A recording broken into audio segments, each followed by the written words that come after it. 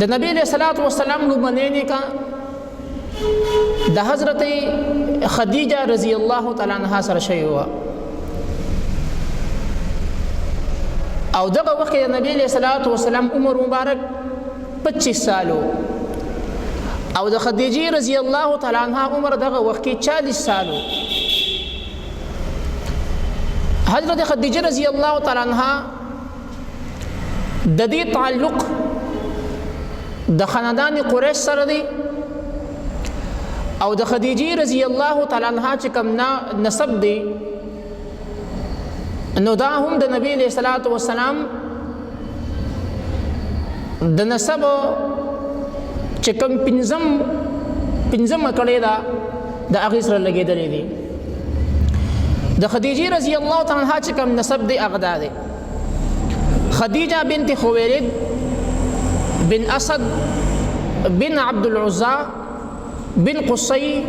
بن كلاب. دا قصي چې کوم دی دا د نبی علیہ الصلوۃ والسلام د نسب پنځم کړي دا محمد بن عبد الله بن عبد المطلب بن هاشم بن عبد مناف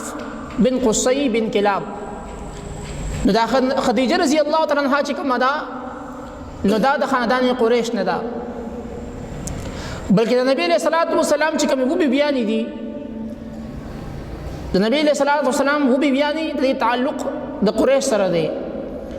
او دا نور چې کوم صدور بیان دي دا چې کوم دي نو بیا د نور نسبونه نه دي خ اعلان نسب والدي او د خدیجه رضی الله تعالی عنها د والدینو فاطمه بنت زائده او دا هم د لوی بن غالب د دویم زوی د عامر د اولاد نه و یعنی مور او پلار د خدیجه رضی الله تعالی عنها مور او پلار دواړه د اعلان نسب نو. د خدیجه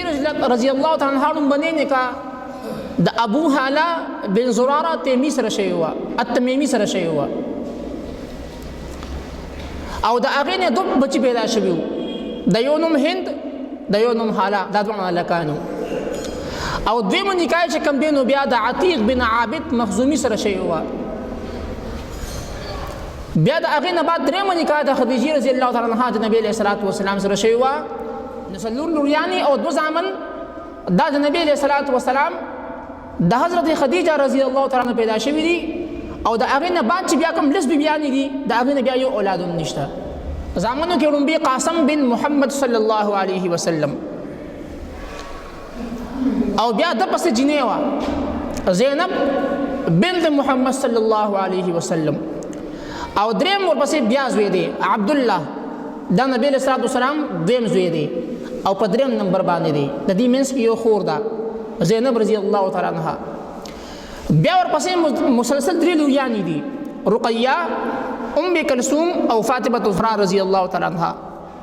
نبی علیہ الصلوۃ والسلام یولس بیبیانې وې دو بیبیان د نبی علیہ الصلوۃ والسلام په زندګۍ کې وفات شوي وې. یوه حضرت خدیجه رضی الله تعالی عنها وه